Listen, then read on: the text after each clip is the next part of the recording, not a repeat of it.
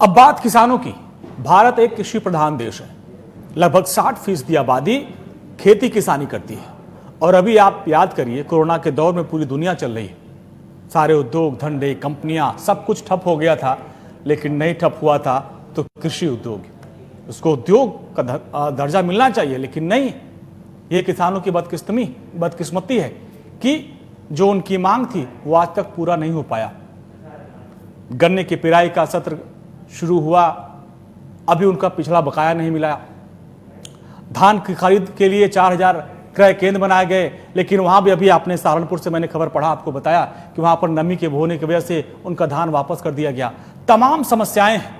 कृषि बिल को लेकर किसान काफी आक्रोशित है, नाराज हैं, सड़कों पर उतर रहे हैं। तो किसानों की जो तमाम समस्या है, इस पर हम बात करेंगे। और इसको लेकर हमारे साथ एक खास मेहमान जुड़ रहे हैं, उनका परिचय आपसे करवा दे। हमारे साथ जुड़ रहे हैं नाजिम आलम जी हैं, ये नगर उपाध्यक्ष हैं भारतीय किसान यूनियन सिसौली। नाजिम जी, बहुत बहुत स्वागत है आपका नेशनल वॉइस पर। नमस्कार जी। नाजिम जी, देखिए, आज लगभग 60% आबादी खेती किसानी करती है। और आज हम जिस दौर में हैं, कोरोना का दौर चल रहा है, सारे उद्योग धंधे सारे लोग ठप पड़ गए, लेकिन किसान ऐसा है जो काम करता रहा और भारत की जीडीपी में अपनी महत्वपूर्ण भूमिका निभाता रहा। लेकिन इसके बावजूद कई चैलेंजेस है। आपसे मैं समझना ये चाहेंगे कि भाई, गन्ने के पिराई का सत्र शुरू हुआ, अगर शुरू हुआ तो क्या जो गन्ने के रेट हैं, जो इस बार कहा गया है कि भाई सरकार की तरफ से, जो पीएम मोदी की अध्यक्षता में जो केंद्रीय कैबिनेट की आर्थिक कमेटी की बैठक थी, उसमें कहा गया कि भाई 275 रुपए से हमने 285 रुपए प्रति क्विंटल गन्ने का रेट कर दिया। तो ये जो गन्ने का रेट है, इससे किसान संतुष्ट हैं कि भाई 10 रुपए की बढ़ोतरी की गई? मैं आपके चैनल के माध्यम से ये बात कहना चाहता हूँ। पहले तो किसान जो है लॉकडाउन की मार देख रहा था, और उसके बाद में किसान इतना परेशान है, वो अंदर 230-200 रुपए के भाव प्रति क्विंटल के भाव से गन्ना कोर्टों में बेचने पर मजबूर है। तो किसान की चौतरफा परेशानी खड़ी हुई है। किसान इससे कोई भी संतुष्ट नहीं है।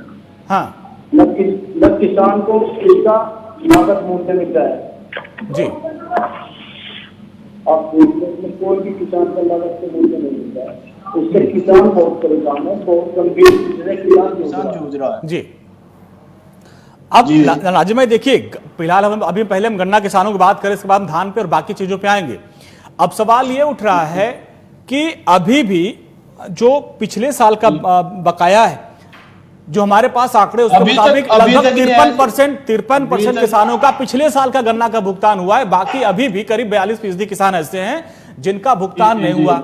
नए सत्र की पिराई की शुरुआत हो रही है, ऐसे में 10 रुपए बढ़ाया गया। क्या 10 रुपए जो दाम बढ़ाए गए, उसके हिसाब से जो हम खाद देते हैं, बीज देते हैं, पानी भरते हैं, क्या 10 रुपए हमारी मार्जिन हो जाती है, किसानों की मार्जिन हो जाती है? साहब, वो तो आपको पता है, इससे किसी का कोई भी भला नहीं होने का। 10 रुपए से आप लाकर देख लो। हाँ, दवाई पर कितने पैसे बढ़ गया, खाद पे कितने पैसे बढ़ गया। हाँ, आप देख लो। अब 10 रुपए से क्या संतुष्ट होगा? बिल्कुल। और नाजिम, देखिए, अभी जब मैं एक नियम पढ़ रहा, चूंकि मैं भी किसान का बेटा हूं और मेरे यहाँ भी गन्ना ही प्रमुख खेती के तौर पर गेहूं किया जाता है।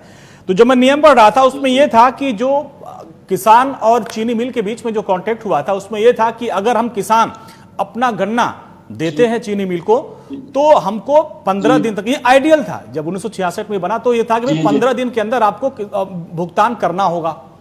लेकिन वो भुगतान हमने देखा कि पिछले, अगर हम पुरानी सरकारों को, चाहे मुलायम की सरकार देख ले, मायावती की या अखिलेश जी की या अभी योगी जी की, 2-2 साल 3-3 साल तक किसानों का भुगतान नहीं होता था। तो ऐसे में किसान कैसे फिर खेती करेंगे? उनके पास क्या विकल्प बचेगा?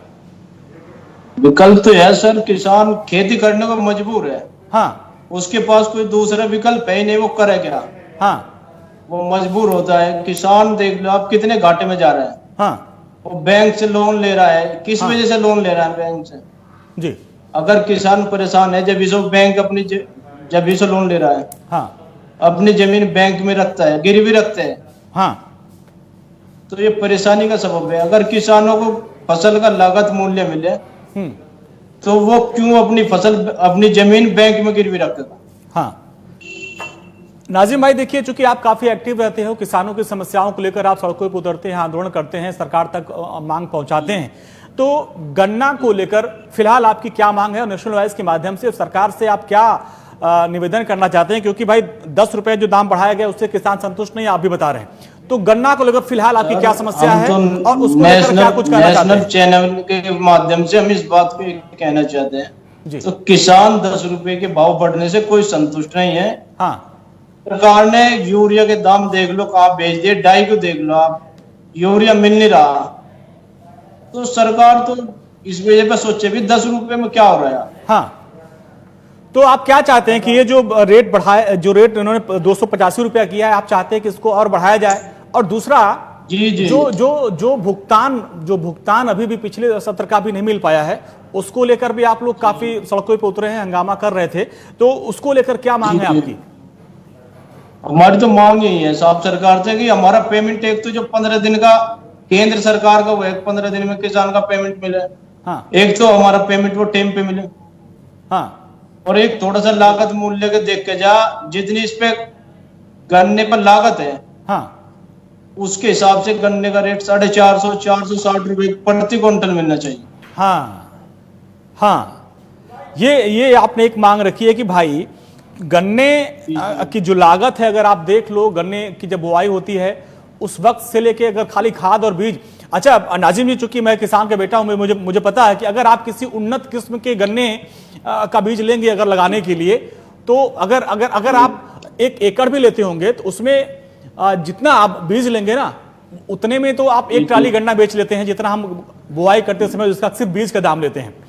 इसके बाद उसकी हम सिंचाई करते हैं, जितना हम सिंचाई करेंगे उतना गन्ना हमारा अच्छा होता है।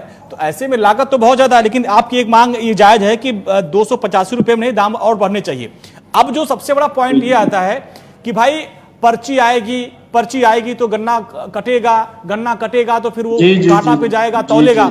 लेकिन अभी जो सबसे बड़ा चैलेंज आ रहा है कि गन्ना कटाई, मुझे याद है जब 7-8 साल पहले, 10 साल पहले मैं गांव रहता था कि रात में बोल दो भैया कल गन्ना कटेगा, गन्ना कट जाता था। अभी गन्ना कटवाने के लिए भी मजदूरी देनी पड़ रही है, ऐसे में तो लागत और बढ़ गई। मैं सबसे पहले तो आपको कहना चाहता हूँ, आप किसान के बेटे हो, जो आपने बात अच्छी तरीके से रखी गन्ने के बारे में जी। तो ऐसे में ये जो तो लागत उसके लिए तो किसानों के लिए तो ये मजबूरी पड़नी है। हाँ, अब अगर गन्ना अभी कोल्लू में न डाले तो अब देखिए गेहूं की फसल आ रही है। हाँ, तो उसका क्या होगा?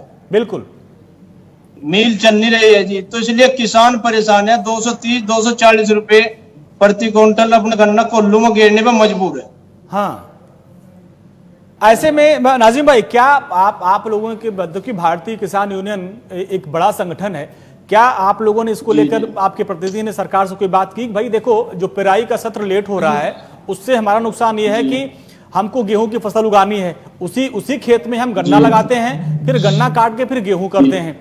अगर हमने गन्ने की फसल काटने में लेट कर दिया तो हमारा गेहूं लेट हो जाएगा, फिर हमको उसका वो मुनाफा हो नहीं पाएगा। और ये माना जाता है कि नवंबर के लास्ट तक अगर आप गेहूं लगा दो तो उसकी पैदावार अच्छी होती है। तो ऐसे में क्या इसको लेकर आप लोगों ने सरकार या उनके किसी मुखिया, किसी अधिकारी से आपकी बातचीत हुई? मैं आपके चैनल के माध्यम से इस बात को कहना चाहता हूँ। हाँ, हमारे जो राष्ट्रीय अध्यक्ष चौधरी नरेश टिकैत जी है, राष्ट्रीय प्रवक्ता राकेश टिकैत जी है, हाँ, लगातार इस माध्यम से अपना प्रदर्शन भी करते हैं। हाँ, अपनी आवाज भी उठाते हैं, पर क्या करे जी, आवाज कोई सुन ही नहीं रहा, तो उसके आगे क्या विकल्प है? हाँ, अभी नाजिम भाई, मैं पढ़ रहा था आपके सिर्फ पश्चिमी यूपी से आते हैं। पश्चिमी यूपी में करीब ऐसी 12 चीनी मिल हैं, 12 चीनी मिल ऐसी हैं जिनपे करीब 600 करोड़ का बकाया है किसानों का। तो चूंकि आप पश्चिमी यूपी से आते हैं तो आप बेहतर बता पाएंगे कि उधर की, सिर्फ अगर हम पूरे यूपी की बात छोड़, अगर सिर्फ पश्चिमी यूपी की बात कर लें, ऐसे कितने गन्ना किसान हैं जिनका पिछले साल का भी बकाया नहीं मिला? ऐसे हमारे यहाँ, हमारे क्षेत्र में कम से कम एक आप गागा लड़ी मिल पड़ता है। हाँ, उसका पिछली नवंबर का पेमेंट अभी तक नहीं आया, मतलब कुछ नहीं रहा। अच्छा, लगभग मतलब 60% किसान ऐसे है जो इनका अभी पेमेंट पूर्णतः अभी खाते में नहीं आया, पिछले साल का जी।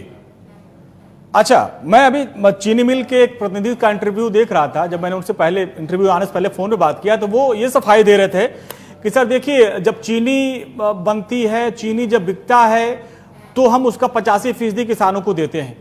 भाई हमने तो अपनी फसल आपको दे दिया, अब आप 1 साल में चीनी बेचोगे, 2 साल में चीनी बेचोगे, भाई वो हमारी हेडेक तो नहीं है कि आप चीनी बेचोगे फिर इसके बाद 85% किसानों को आप देंगे। मैं सर मैं आपको एक बात बताना चाहता हूँ जी। जो किसान की फसल ऐसी चीज है, हाँ, जो बिना पैसे के तो गिरते हैं। बिल्कुल। आप कहीं बाजार में चले जाओ, किसी भी चीज के लेने आपको पैसे देने पड़ेंगे। हाँ, और किसान इतना परेशान हाल है, मतलब अपनी फसल पैसे देता है और फिर अपने पैसे लेने के लिए भी सड़कों पर आकर आंदोलन करके उसे अपने पैसे मिलते हैं। यही तो विडंबना है जी। तो सरकार को, केंद्र सरकार को, राज्य सरकार को इस बात को थोड़ा सी किसानों के प्रति से सोचना पड़ेगा। हाँ। तो हालांकि किसान की इतनी बुरी दुर्दशा या क्यों है? हाँ भाई आप अगर कोई भी चीज लेने जाओ मार्केट से, हाँ, तो आपको पैसा पहले देना पड़ेगा मार्केट में। बिल्कुल। तो और मार्केट का व्यापारी किसान को 1 रुपया देने के उधार राजी नहीं। और नाजिम भाई देखिए, बहुत बड़ी बात आपने कह दी कि भाई अगर हम मार्केट से चीनी खरीदने जा रहे हैं, यही चीनी खरीदने जो हमारे गन्ने से चीनी बनती है, अगर हम चीनी खरीदने जाएंगे, 5 किलो चीनी खरीदने जाएंगे, तो पहले व्यापारी हमसे पैसा मांगेगा, ये नहीं कहेगा कि भैया हम बाद में तुमसे पैसा ले लेंगे। लेकिन हम किसान जब मंडी में जाते हैं तो उन आड़तियों के भरोसे बैठ जाते हैं कि वो हमारे फसल का दाम लगाएंगे, फिर हम उसको बेचेंगे। अच्छा, अब बात करते हैं धान की बात। चूंकि धान को लेकर जो खरीद है, बताया जा रहा है कि 4000 क्रय केंद्र बनाए गए हैं। पिछले साल 3000 थे। सरकार का दावा है कि यूपी में सिर्फ 4000 किसान खरीद केंद्र बनाए गए हैं। तो आपको क्या लगता है कि जो किसानों की खरीद केंद्र बनाए गए उसमें किसानों के धान खरीदे जा रहे हैं, उनको उचित मूल्य मिल रहा है? क्योंकि जो एमएसपी है वो 1888 रुपए, 1888 ए ग्रेड का है और सामान का 1868 है। तो वो रेट मिल रहा है आप लोगों को? नहीं मिल रहा साहब, नहीं मिल रहा। धान का रेट कोई भी नहीं मिल रहा। एमएसपी रेट से बहुत डाउन धान का रेट है। बासमती धान को देख लो आप, मतलब कुल मिलाकर साहब किसानों की बहुत बुरी दुर्दशा है। किसान आत्महत्या करने के लिए मजबूर है। तो आप लोगों ने कभी मंडी में जाकर ये समझने की कोशिश की कि वहां पर किसानों को किन चुनौतियों का सामना करना पड़ रहा है? क्या दिक्कतें उनके पास आ रही है? उनको एमएसपी क्यों नहीं मिल पा रहा है? जी, मैं आपको भारतीय किसान यूनियन द्वारा इसमें धरना प्रदर्शन भी हो रहा है। अच्छा, आपत्ति भी लगाई जा रही है, पर क्या करे सरकार, गूंगी बहरी सरकार है। किसानों के बारे में मतलब कुचलने का काम कर रही है हर तरीके। नहीं नाजिम, देखिए अगर सरकार ये कह रही भाई कि हमने 1888 रुपया दाम दिया है, किसानों को मिलना चाहिए, लेकिन किसानों के सामने वहां चुनौतियां क्या आ रही है कि भाई कभी कहा जा रहा है कि भाई आपके धान में नमी है, आपके धान में नमी है। अभी पीलीभीत के वो डीएम साहब का वीडियो वायरल हो रहा है, वो कह रहे हैं भाई वो पूरा फॉर्म भरो, रजिस्ट्रेशन कराओ। तो वहां पे क्या चुनौतियां ऐसी आ रही है, ये बताएं आप। आपके चैनल के माध्यम से आपको एक बात बताना चाहता हूँ जी। आपको फेसबुक पे पता नहीं, मैं तो जानता नहीं कौन सी जगह के अधिकारी थे, उन्होंने जाकर मंडी में खुद अपना निरीक्षण करा। पीलीभीत के डीएम साहब जी। तो पीलीभीत के डीएम साहब ने अच्छी तरह समझा दिया हाँ किसान की स्थिति क्या है। हाँ, ये तो आप भी खुद लगाओ भी। जब डीएम साहब के सामने ऐसी स्थिति है तो नॉर्मल किसान के सामने क्या स्थिति होगी? पॉइंट है। तो यही तो सर देखिए, जो सरकार जो सिस्टम बनाती है, छोटे अधिकारी, ये बिचौलिए, ये आड़तिए, ये जो मिलकर खेल खेलते हैं, इसमें किसान पिस जाता है। भाई आप किराए पे ट्रॉली लिए धान लाद के ले गए मंडी में, वो बोला भैया आपका धान अभी नम है, हम अभी नहीं खरीदेंगे, आप ले जाओ वापस। फिर आप वापस आते हो, फिर आप उसका किराया देके मंडी में जाते हो। जी, चरथावल एक क्रय केंद्र था जहाँ पे धान की खरीद हो रही थी। हाँ, और जो वहां के तोल में थे, हाँ, वे किसानों को नुकसान लगे। बस सुबह से तो वे लाद के अपनी ट्रैक्टर ट्रॉली भर के लेके वहां पे आए।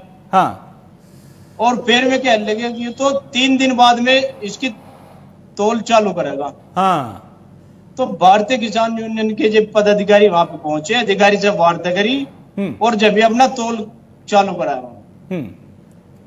मतलब आप ये कहना चाह रहे हैं कि किसानों को इतना परेशान कर दिया जाता है कि वो औने पौने दाम पे अपनी फसल को बेच दें। चूंकि सर हम आखिरी पड़ाव पे आ गए हैं, कृषि बिल को लेकर भी किसानों का एक बड़ा वर्ग काफी नाराज है। हालांकि केंद्र सरकार की तरफ से तमाम नेता जा रहे हैं, किसान चौपाल कर रहे हैं और समझा रहे हैं कि भाई कृषि बिल के फायदे क्या है। तो कृषि बिल को लेकर क्या राय आपकी है? कृषि बिल को लेकर साहब भारतीय किसान यूनियन आंदोलन के तत्पर है, आंदोलन कर रही है। ये जो कृषि बिल है, किसानों के माफिक है ही नहीं।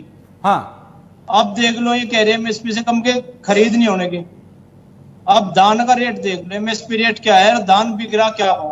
हाँ, तो ये तो बहुत परेशान है और भारतीय किसान यूनियन इसके लिए संघर्ष कर रही है और संघर्ष करती है। सर, चूंकि हम आखिरी पड़ाव पे हैं, भारतीय किसान यूनियन और नाजिम आलम नेशनल वॉइस के माध्यम से सरकार से क्या कहना चाहते हैं कृषि बिल को लेकर, गन्ने को लेकर और धान को लेकर? फाइनल कमेंट सर आपका। सर, हम आपके चैनल के माध्यम से इस बात को कहना चाहते हैं केंद्र सरकार को, राज्य सरकार को, किसान का उत्पीड़न ना हो, किसान को फसल का लागत उचित मूल्य उसको मिल जाए। हाँ, और उसका पेमेंट किसान को फसल पे उसका टाइम पर मिल जाए। हाँ, वो किसान जो दर दर भटकता फिरता है भैया जी, अपने फसल के लिए, हाँ, ये दाम के लिए जी, अब आप स्कूल का देख लो, उधर तो किसान के पास पैसे नहीं है, हाँ, उधर स्कूल खुल जाएगा, फीस का दबाव पड़ रहा है। बिल्कुल। तो हम तो साहब आपके चैनल के माध्यम से थोड़ा सा इसी बात को कहना चाहते हैं कि अपना इनके फसल का लागत मूल्य इन्हें टाइम पे मिले। बिल्कुल। चलिए नाजिम जी, बहुत बहुत शुक्रिया, आपने कीमती वक्त हमको दिया, अपनी बात हम तक पहुंचाई। बहुत बहुत शुक्रिया इस पूरी बातचीत के लिए। ये किसान का दर्द है भाई, उनका ये कहना है कि हम मेहनत करते हैं। जब कोरोना का दौर था, लोग फैक्ट्रियां बंद थी, कंपनियां बंद थी, जो अपने घरों में लोग थे, उस वक्त किसान खेतों में काम कर रहा था, अपनी धान की फसल को उगा रहा था। आज धान को लेकर जब मंडी में जाता है तो कहते हैं भाई नमी है, वो कहते हैं कि भाई तुमने ये फॉर्म नहीं कंप्लीट भरा है। किसान फॉर्म वॉर्म नहीं जानता है। आप जिन अधिकारियों को, जिन एसडीएम को, जिन मंडी के अधिकारियों को जिम्मेदारी दी गई है, आपकी जिम्मेदारी है कि एमएसपी मिलना चाहिए। सरकार ने अगर 1888 रुपए एमएसपी तय किया है तो वो मिलना चाहिए, लेकिन यहां पर खेल होता है। यहां पर होता यह है कि इतना परेशान कर दो किसानों को कि वो बेचारे 1800 के बदले 1200 रुपए में अपना धान बेच के चले जाते हैं, क्योंकि ट्रॉली का भी किराया देना होता है। अगले दिन आएंगे तो फिर ट्रॉली का किराया लगेगा। उससे अच्छा वो सोचते हैं कि भैया जो मिल रहा है उसी भी दाम पे बेच के निकल चलो। लेकिन सरकार को ये सोचना होगा कि एमएसपी निर्धारित कर देने से काम नहीं चलेगा। आपको मंडी में किसान को उचित दर पे धान का पैसा मिल रहा है या नहीं, ये भी निर्धारित करना होगा। नमस्कार।